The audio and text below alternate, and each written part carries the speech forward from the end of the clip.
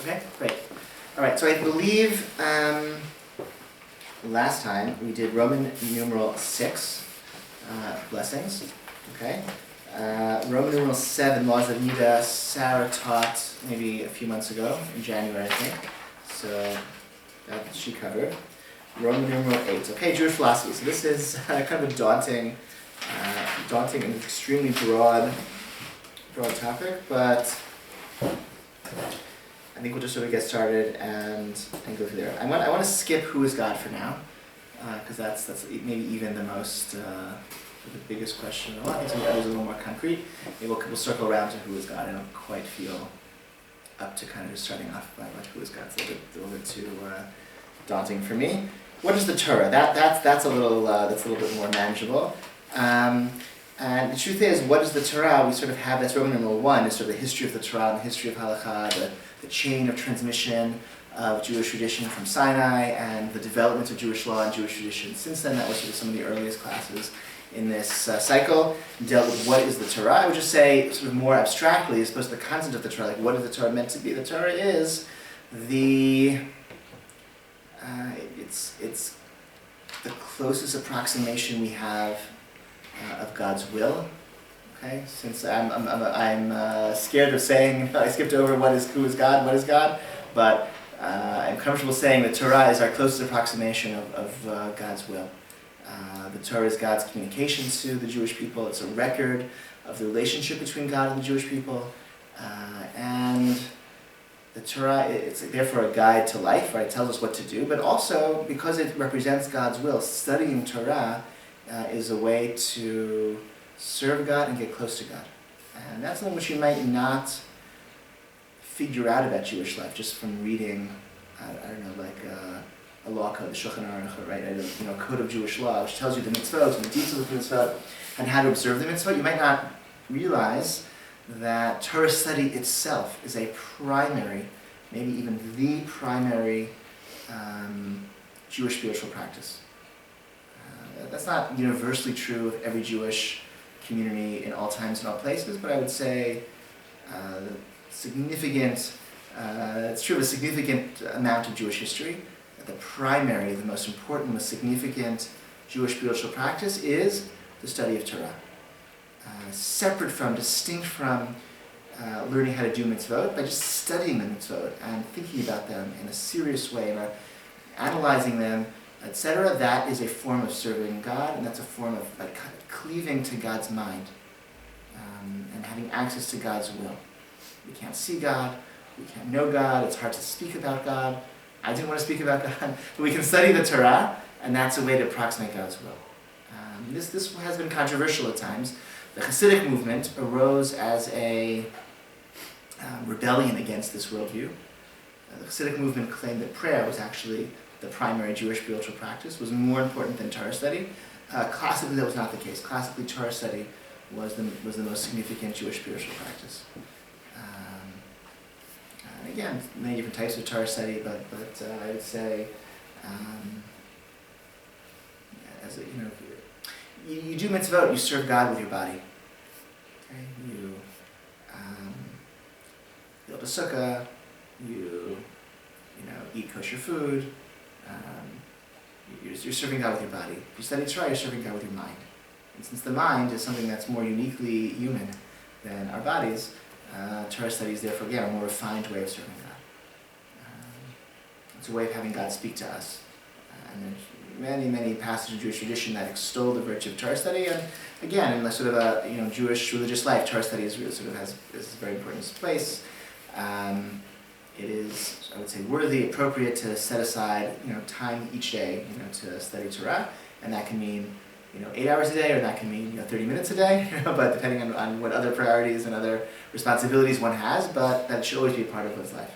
Maimonides writes about how you should, I forget the hours he gives, he describes the mitzvah of Torah, that he says, okay, you have to have a job, so you work for 5 hours a day at your job, and then you spend 8 hours a day studying Torah. Whatever it is, he sets up the hours where he of what a balanced life should be, and that balanced life for Maimonides is one which includes, of course, working at a profession and earning one's living, but leaves a hefty chunk of time for Torah study.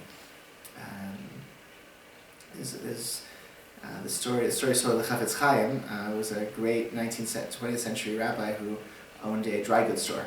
His wife owned a dry goods store, and that's how their family supported their business. And every Tuesday or Wednesday, he would go through the books and see if they had earned enough money that far in the week to support themselves for the week. And if so, he would close the shop and spend the rest of his week just studying Torah.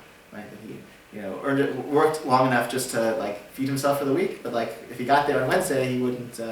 He would close the store for the rest of the week. So. Torah study, can mean some people it's studying scripture, studying Tanakh, the Hebrew Bible, which can be studied in all sorts of ways. Parshanut, which is sort of the classic, reading the classic medieval and post-medieval commentaries as they interpret words and ideas in the verse by verse. It can be using more modern literary tools to analyze passages of Hebrew scripture. That's a form of Torah study. It can be Talmud study. It could be study of Jewish law, right? Whatever speaks to you, whatever you find interesting, whatever you find compelling, but it's something to incorporate into one's life. When I describe the Torah, questions, comments so far? I want to sort of, okay. I was trying,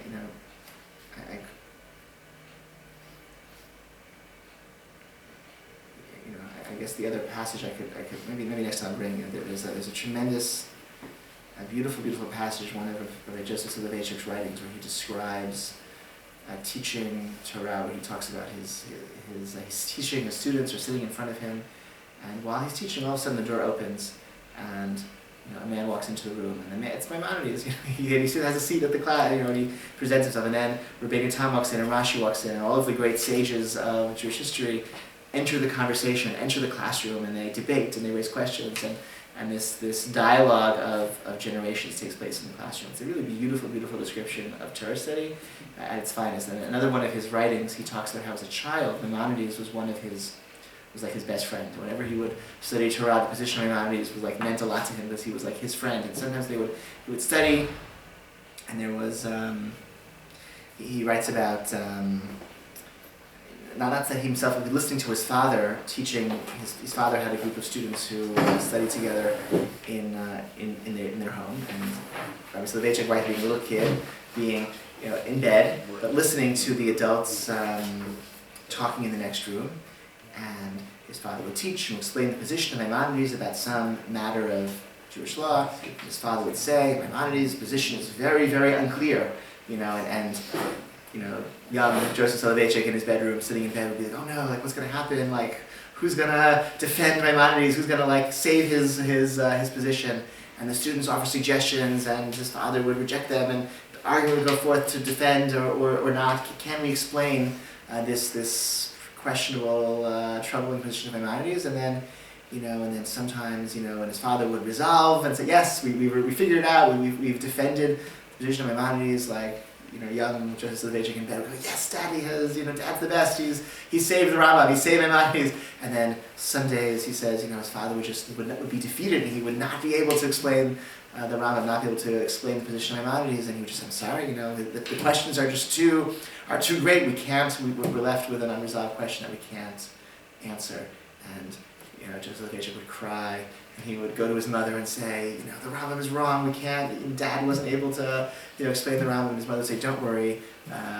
She would tell him, she would hug him and comfort him and say, he'll figure it out, one day. If not, maybe you will. He'll be able to, So it's a beautiful description of a childhood engrossed in a home that cared about Torah in a way that these positions become really personalized and alive. Okay, it's not, when we study Torah, it's not like dead intellectual history, positions of things that people once said. It's positions that matter, because especially the type of Torah study that Rabbi Soloveitchik was describing in those passages that I summarized for you. It's not about who said what at what point. It's about trying to analyze the essential and eternal truth that underlies every position that exists within a Torah debate. Okay, so if you have any dispute, right, as we've seen, right, Jewish law, and Jewish law, lots of disputes, multiple positions, all kind of taking part in this sort of symphony of voices and perspectives. And if this entire conversation is this connection to the divine, then every dispute is not just a dispute about some minor point, like a relevant question of how do you put a mezuzah on the door, or some point in kosher food laws, or the laws of prayer, whatever it might be, but each position in a dispute represents some like facet of some like infinite truth. And so there's some conceptual underpinning of this debate, which is like, so maybe you have to practically do something. You put a mezuzah one way, there's like, at the end of the day, you have to know what to do. So Jewish law has some resolution to these questions, or some way of coming up with some resolutions. But the form of Torah study, or the goal of this type of Torah study is to kind of get past that, or go beyond that, deeper, and say, well, okay, but what is each side of this dispute representing? What element of the truth is each side of this debate representing, and how can we understand like the conceptual basis for these arguments? And so Soloveitchik and his whole school of teaching, he was he would excel at trying to present like a massive lecture where a dozen different positions in 24 different debates of Jewish law could all be aligned around one fundamental conceptual difference. And then everything sort of all plays out. That's like a very elegant lecture. If you can put together a system like that, that's like, that's the best, okay? And so that's what his father was trying to do in those like sessions. Like, Maimonides says something very troubling. How could this be? So no, because he has this, he's expressing some deeper conceptual idea, and that's why he has this unusual position about this matter of Jewish law. The seeming contradiction is actually the result of this conceptual difference, and then everything can be nicely resolved in a neat package. So that's one type of study, of Torah study that Soloveitchik, among others, was very that's what he did. So if, as I said earlier, the Torah is the record of God's relationship with the Jewish people, it means the Torah doesn't necessarily tell us about like other people, like the 99.9% of the world that isn't Jewish. And I think that's an important difference between Judaism and maybe other religions that exist in the world. Judaism is not a universal religion insofar as there's no expectation that the whole world should be Jewish or will be Jewish. That's just not an expectation that exists in Jewish thought. Hi. Come.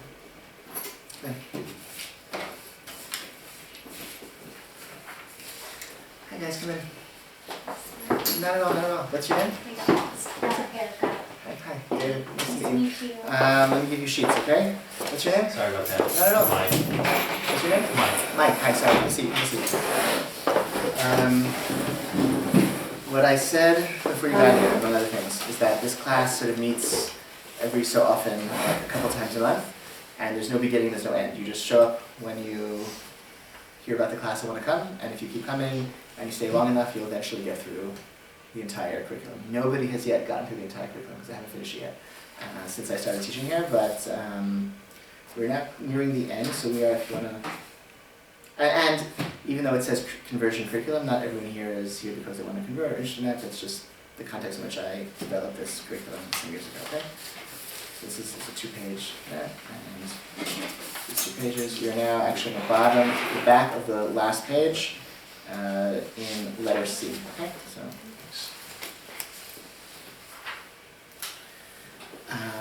So there's no expectation that everyone, there's no Jewish source that has any expectation that everyone should be Jewish, that everyone will be Jewish.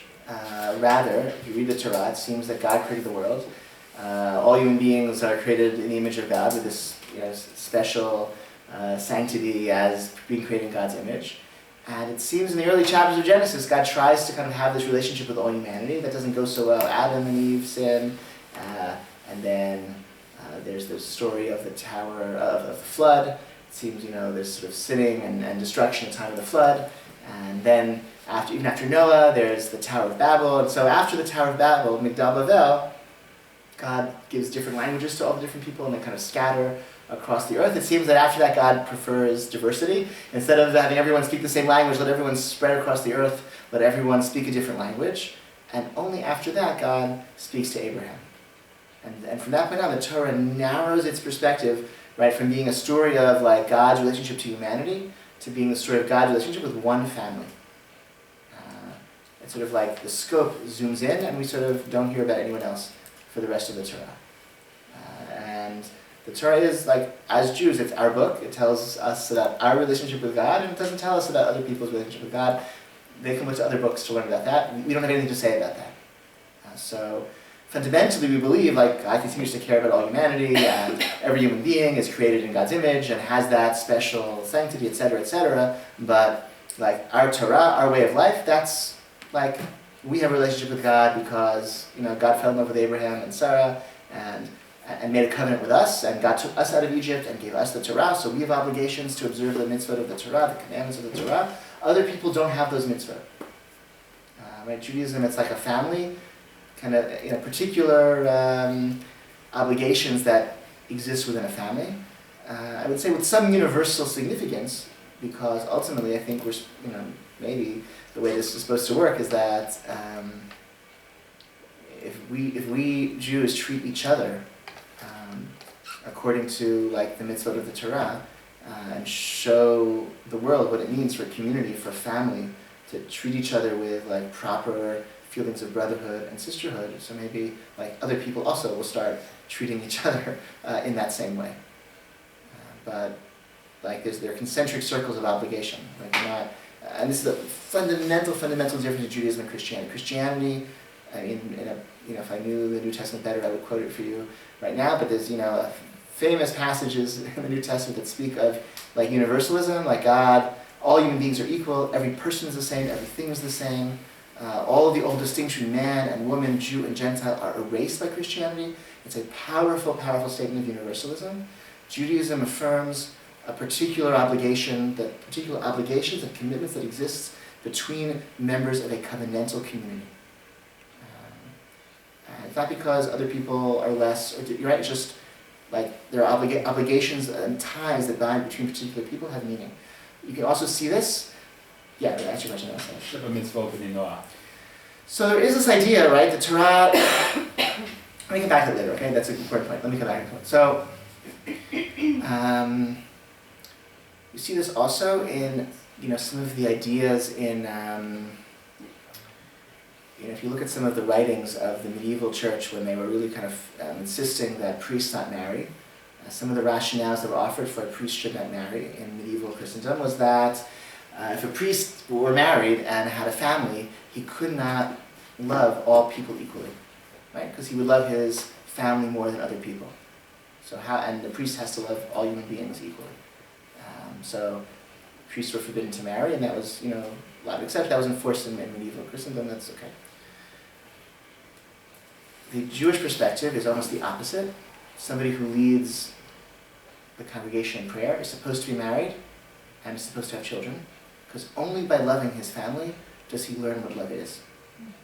So I think that's fundamental. That's like the different approaches towards like cultivating ethical excellence. You start with your family and the very intense obligations you have to your family, and then the obligations you have to the members of your covenantal community, and then from there to the obligations you have to the entire world.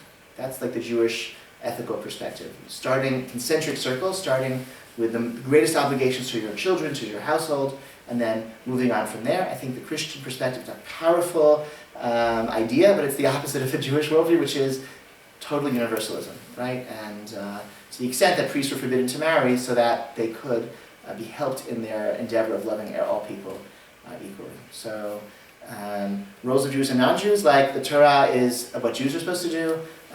The Torah, like 613 mitzvot that are obligatory upon Jews, but not on anyone else. So that's why, I would say, conversion to Judaism, it's like joining a family. It's not just, it's not like a faith affirmation. It has that element, but it's also about joining a family. And once you join the family, then you're, you marry into the family. You can join a family by being born into the family, or you can join a family by marrying into the family. But fundamentally, that's like the metaphor of conversion. It's like being reborn as a member of this family.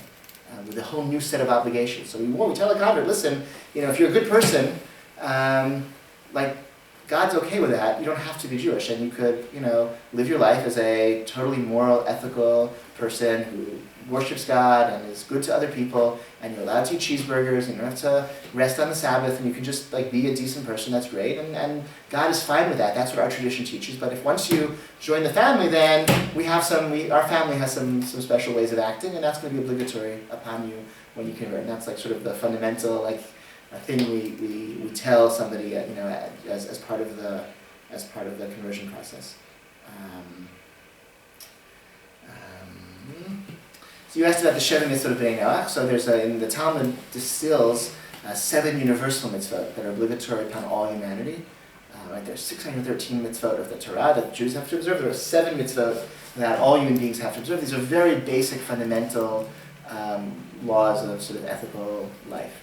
No murder, no stealing, no adultery, right? Sort of the obligation to establish courts and administer justice.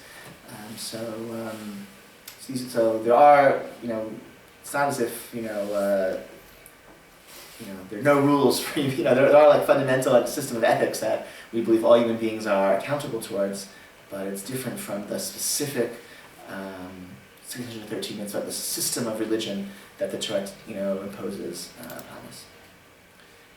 Questions about this? Reactions to this? Yeah. But a lot of the laws outlined in the Torah of not having, let's say, improper relations with family, was that new to the world? Because that came through the Jewish people. What, meaning what? Like incest regulations? Yeah. Was that something that, clearly it was stated as if you need to be told not to do this, but was that new at that time? I don't know. Meaning, I think, the Egyptians, embraced incest, but I think, Oh, really? It seems like they did, and many other ancient cultures, you're the ancient, right? Yeah, the Egyptians mandated it within the royal family. Right. Oh, wow. Yeah. So in that sense... Because that's clearly something that's universally accepted now. Yeah. For the most part. For the most part, yeah. So... Yeah. So, but I think that's actually been culturally right. different. So, I don't know, just because the Torah tells you something doesn't mean that... If the Torah tells us some things that are rationally intuitive to us, the Torah tells us some things that would not be rationally intuitive to us. Some things are a little bit counter-rational. Some mitzvot of the Torah were definitely new and innovative, at the time the Torah was given. Other things in the Torah are actually quite similar to rules of their time, which is also meaning that's the delicate, balancing, I think, of trying to the Torah, giving the Torah to Jewish people. God is trying to, sort of advance humanity, advance our sort of ethical sensitivity, but at the same time, the Torah had to make sense to the people to whom it was given. And so we see a lot of parallels between the rules of the Torah and Hammurabi's code, right? A lot of the same rules, a lot of the same format and phrasing. So does that mean the Torah was copied from Hammurabi? No, it means that the Torah had to make sense to people who were familiar with Hammurabi's code, right? It had to hear that, and Maimonides goes so far as to say the reason why the Torah has all of these animal sacrifices, which is not something God really needs, but you had to have animal sacrifices in the Torah because back then, every religion worth its salt had animal sacrifices, and if we had gotten the Torah, what? No, animal sacrifices? What kind of religion is this? Every religion has an animal sacrifice, regimen. So Maimonides says, yeah, so God put that in the Torah, not because God particularly wants animal sacrifices or needs it. God doesn't have needs like that, but because, the whole point was that we would accept the Torah, it would make sense to us, and that's what religions had back then, so we had to have it too. So that same dynamic could be true with certain other elements of our Torah. They could have been necessary to be included in the Torah so that it would have made sense to our ancient Near Eastern ancestors who received the Torah. Questions, comments, reactions?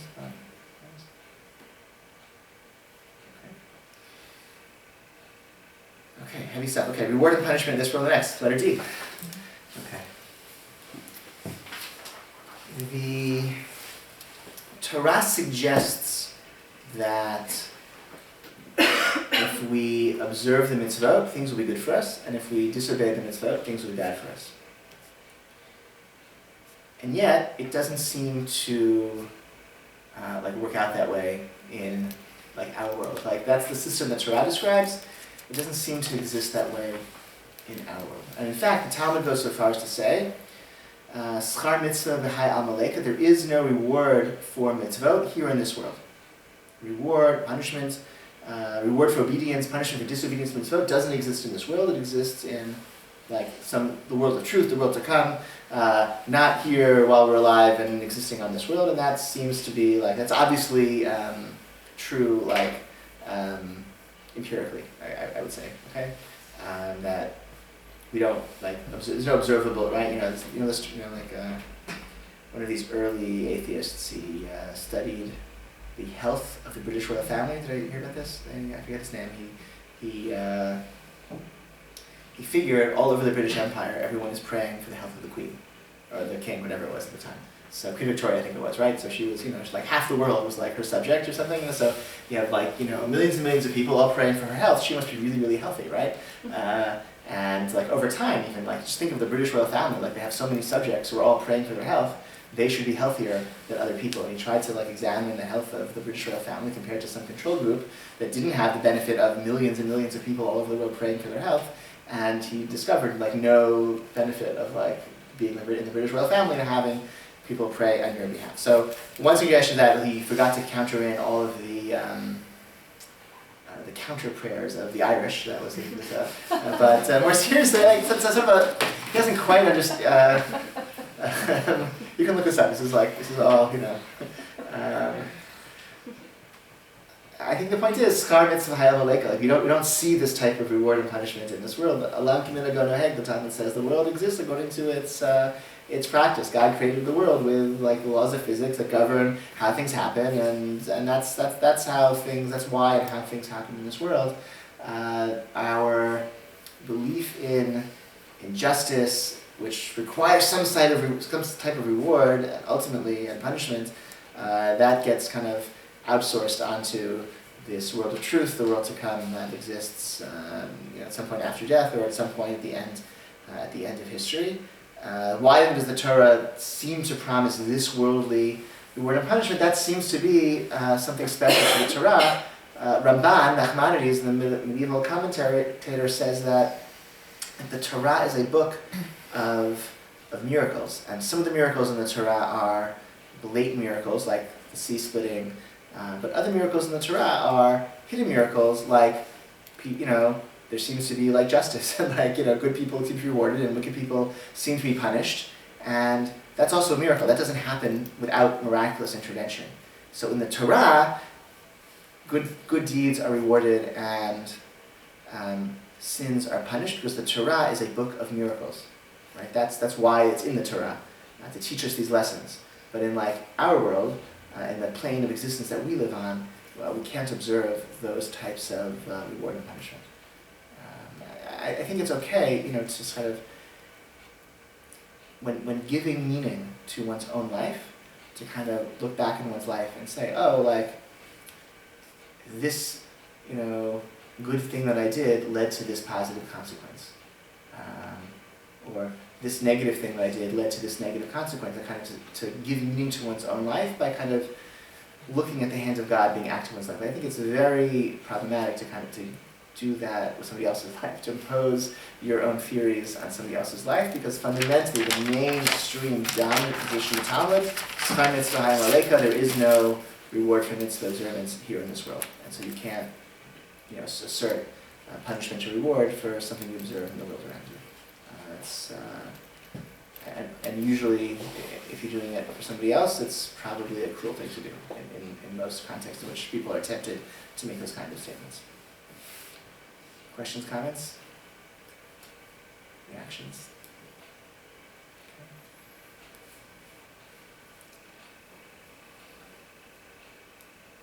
Okay. E. Individual and community.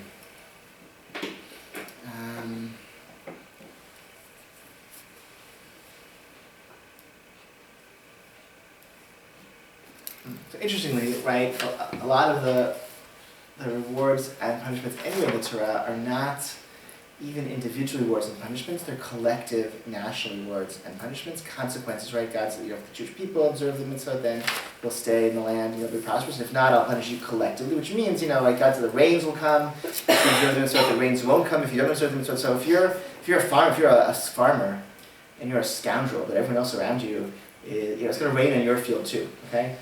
And if you're a really wonderful, good farmer, and everyone else around you is rotten, and there's a drought, okay, it's divine punishment in the Torah, so your field is also going to get, it's going to get in trouble. So there's a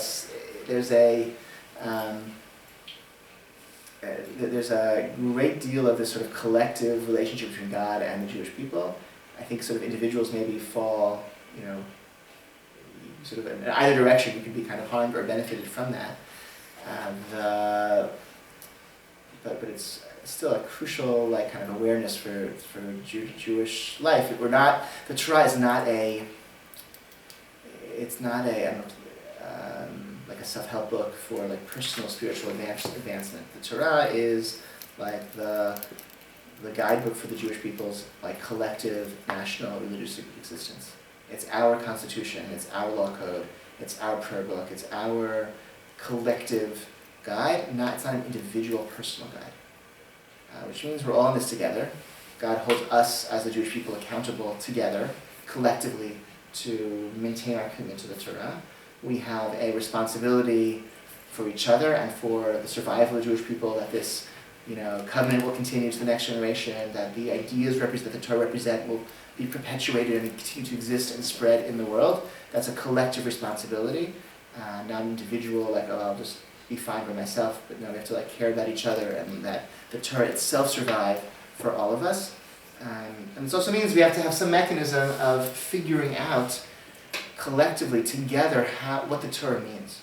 Okay, so here's an example for this time of year. The Torah tells us that after the holiday of Passover, the Torah says, "Minachrat Shabbat," the day after the Sabbath, count 50 days, and then we observe the holiday of Shavuot. So what does Minachrat Shabbat, the day after the Sabbath, mean? So you might think it means Sunday, right? Count 50 days from the first Sunday after Passover, and that will be the date of Shavuot. So this is what many ancient interpreters of the Torah thought, the Sadducees and the Christians and others, and they observe Shavuot 50 days after the first Sunday. Pentecost is always 50 days after the first Sunday after Passover. But the oral Torah, the rabbinic tradition, is that Shabbat, the Sabbath, in that context of that verse, means the first day of Passover, which is like a Sabbath day. And so we count 50 days from the first day of Passover.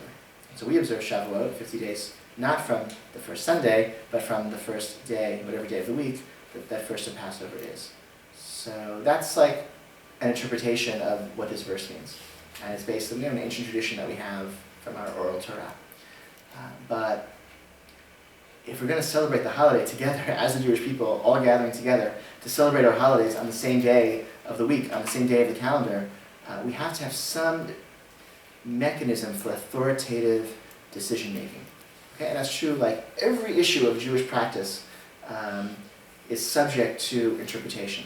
Laws of kosher food, when the holidays occur, how we observe the holidays, other areas of ritual law, areas of business law and interpersonal financial law. Okay, if we're going to do this together, if we're going to observe the Torah together and live a life of the Torah together as one community, there's a necessity of some authoritative method of reaching decisions as a community.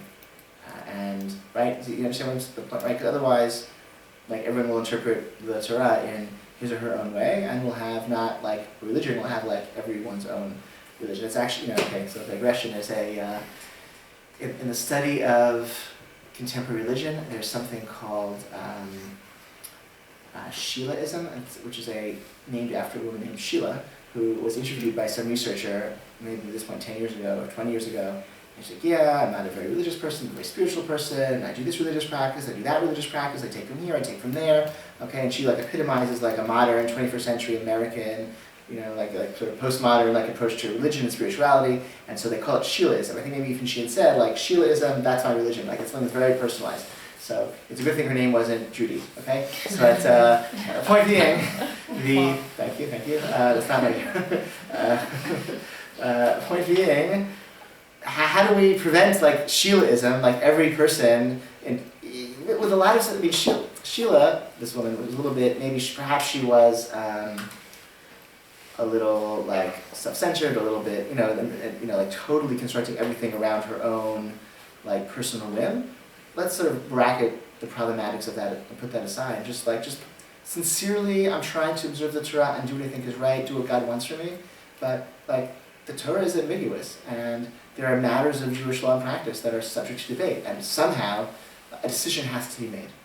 So, in the times of the temple, there was a Sanhedrin, there was a high court that could render a decision. And once just like we have in America, the Supreme Court, the Supreme Court makes a decision, they are right because final, they are final because right, and that's it. And then they determine law for the whole country. And so we had a Sanhedrin once upon a time, and the Sanhedrin resolved these questions, and that's how we maintain this unity. Once the Sanhedrin no longer exists, it's a little bit more complicated, but we have instead an informal system of rabbinic authority where questions get bumped up to legal scholars, to rabbis, for adjudication, and the rabbis respond. If the question is the type of question that impacts more people, or the local rabbi doesn't feel confident in answering, it gets bumped up to a rabbi with broader shoulders, with a broader reputation.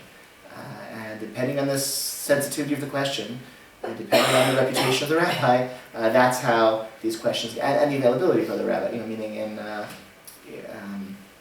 it's a case of,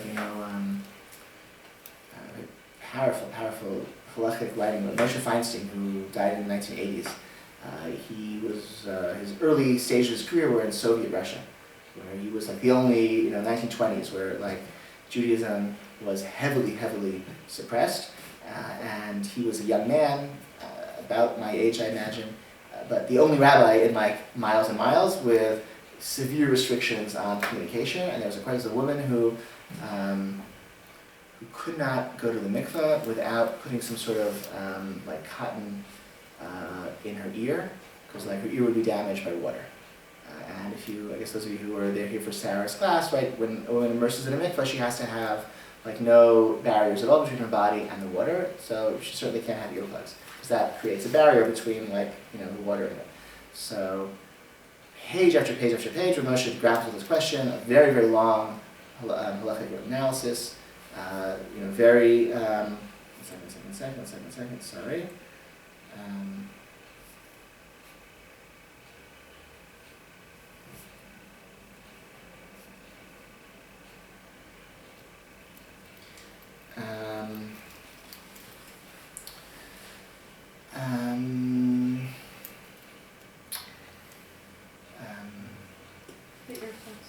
What? Earplugs, thank you. Yes, he permits it. Page after page of very, very involved analysis. But he says, like, look, I don't really, this is not a question I would want as like a 30-something-year-old, like, it's not a question I would normally answer, but like, what can I do? Like, I'm here, I have to answer. So sometimes, that also is a factor.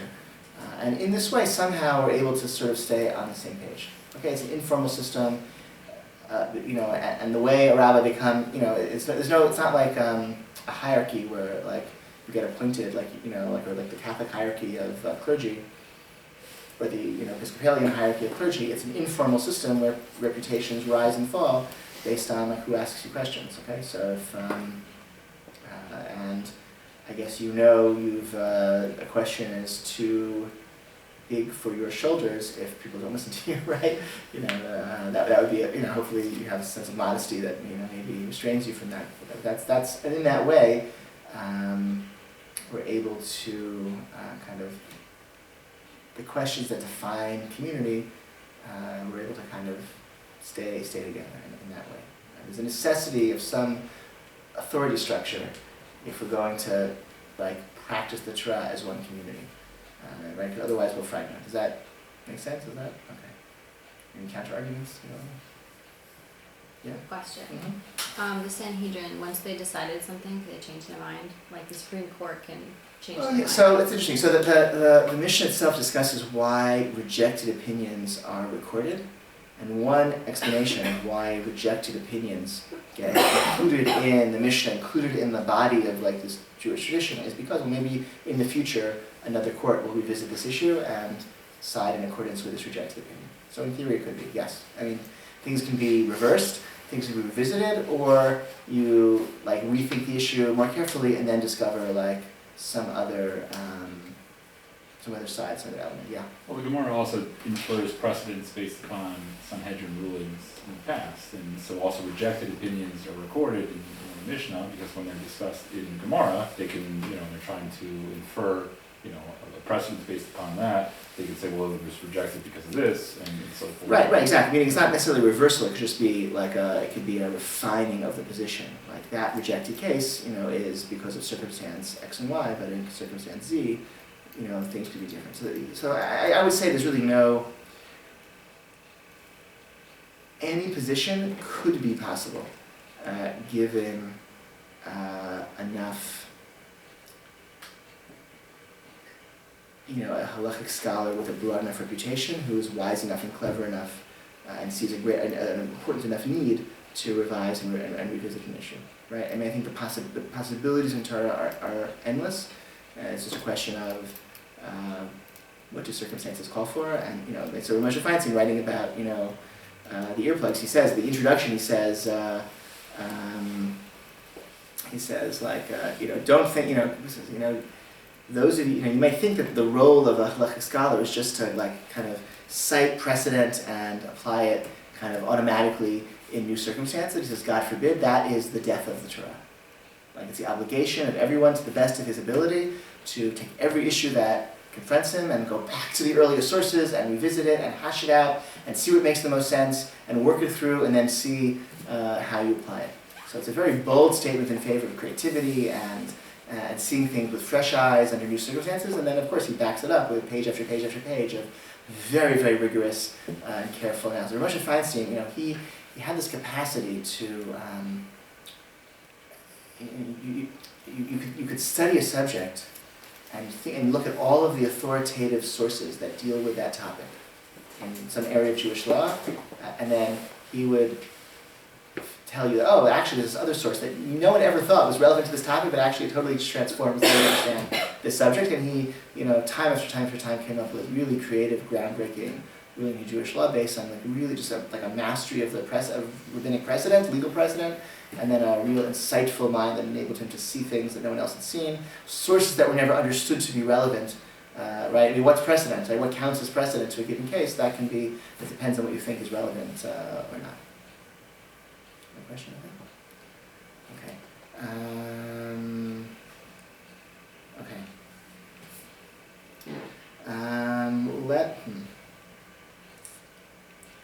We've been going for about 45 minutes. I'm gonna skip roles of men and women. That's also a little bit long for 15 minutes. I'm sorry. I'm gonna do evolution, because that's easy. Evolution, basically speaking, not a problem.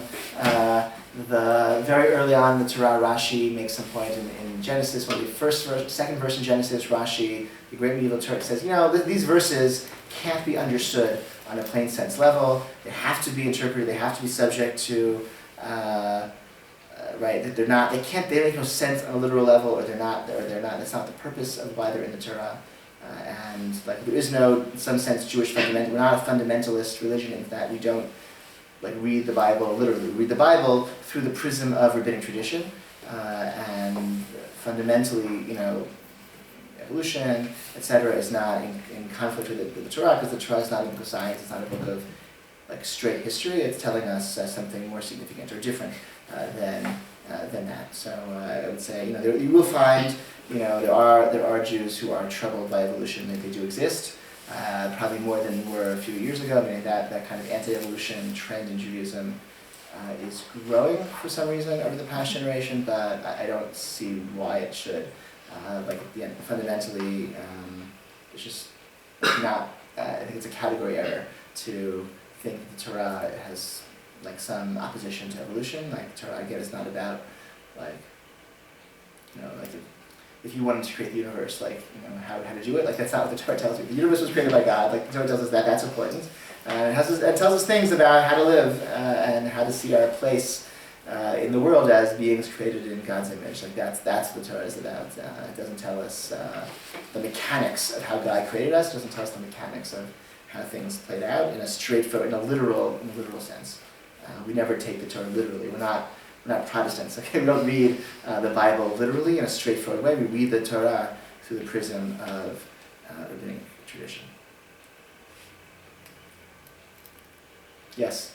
Was Rashi speaking specifically about evolution at that time? Of course not. Right, exactly. Yeah. He didn't know anything about evolution, Right, but he's telling us that look, this account shouldn't be understood literally. Right. So people look back to that as to explain.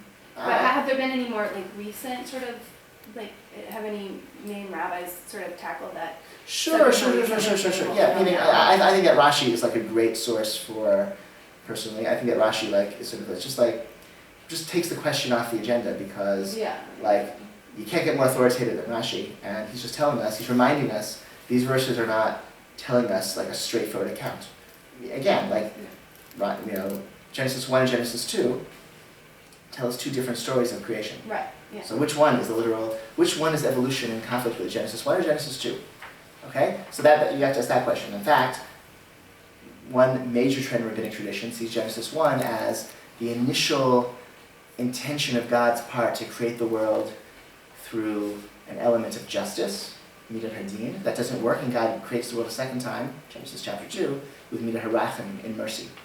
And so, according to this rabbinic reading of the first two chapters of Genesis chapter 2, that's how the world exists, created in mercy. Genesis 1 is like science fiction. It's what the world would have looked like had it been created through strict justice, which of course is impossible, because the world couldn't exist in strict justice. It's like one of my teachers says Genesis, well, it's like science fiction or it's like fan fiction. It's like like an alternate universe that never existed. That's Genesis 1.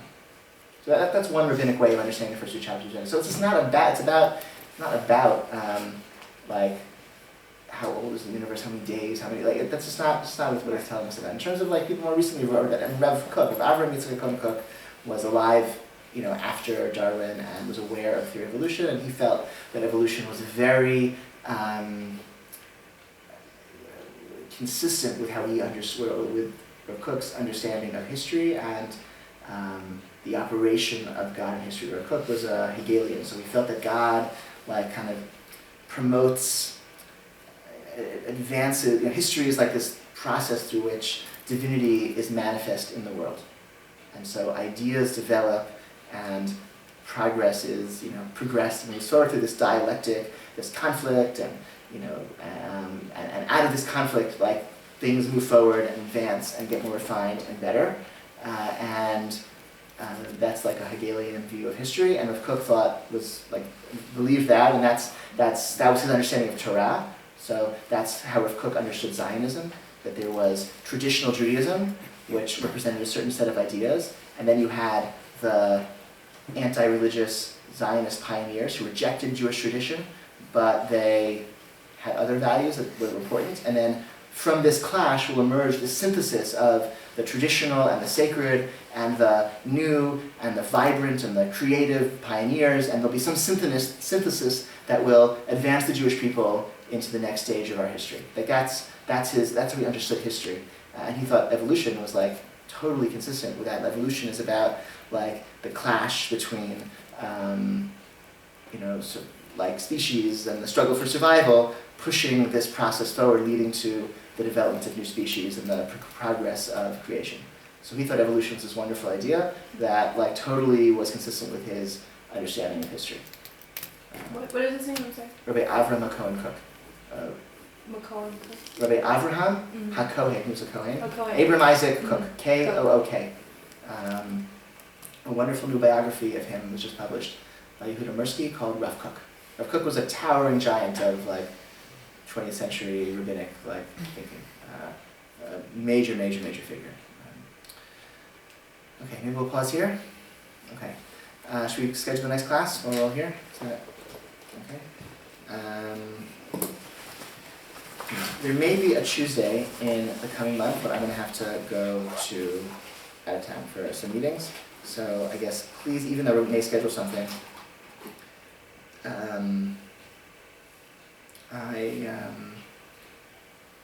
pay attention to the bulletin and like the newsletter, like the shul calendar, so that we okay. Tuesday, May 12th. Does that work? Okay. Tuesday, May 12th. Also, should we do 8:30? Is that okay time? Are there any earlier times available? I'm sorry, what? Are there any earlier times available, or is 8:30 the most convenient? No, I could do, we'll do, like, see, Mincha on May 12th will begin at 7:45. We'll do 7 to 7:40, starting at 7. Does that work for people? 7 o'clock on Tuesday, May 12th? Oh, no, it doesn't work. It's okay if I'm on that Wednesday, I can catch I mean, mine. Oh, no, I can't. Okay, then 8:30 is fine. If it's 8:30, which one do you prefer? Who prefers 8:30? Anyone prefer 8:30? Anyone prefer 7? One prefer? I mean, I prefer 7, but I'm fine with 8:30. Let's do 8:30, okay, if that's okay.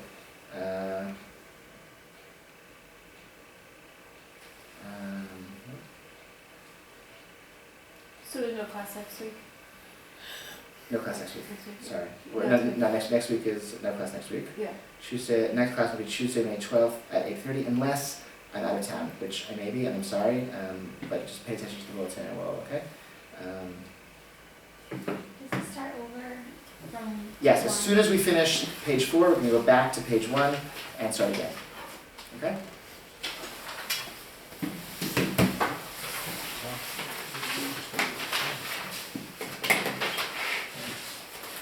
Thank you so much. Thank you.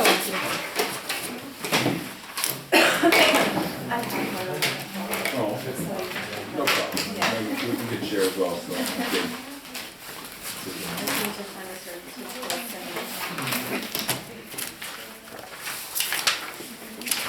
Did you know your name? I'm sorry, Erica and Mike. Hi.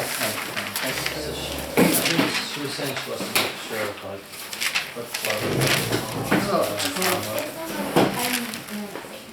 I'm very So you should totally let me know, raise your hand if I say a word that you don't know. Mitzvah, I'm using it as like commandment, like an obligation, either a ritual commandment or an ethical commandment in the Torah. Yeah, we work on words, so okay. Well, awesome. Great. okay. I'll raise my hand once. Please do, and also, if you'd like to, if you're going to be coming Yeah, locally, we'll talk to we you. could also schedule a meeting and we can chat and Oh, yeah. Yeah. I know, I like that once I because, got them, I realized yeah, that I yeah. don't really have much for me. you guys didn't know you, We just moved here, we're about a mile away. okay, great, Yeah. great. So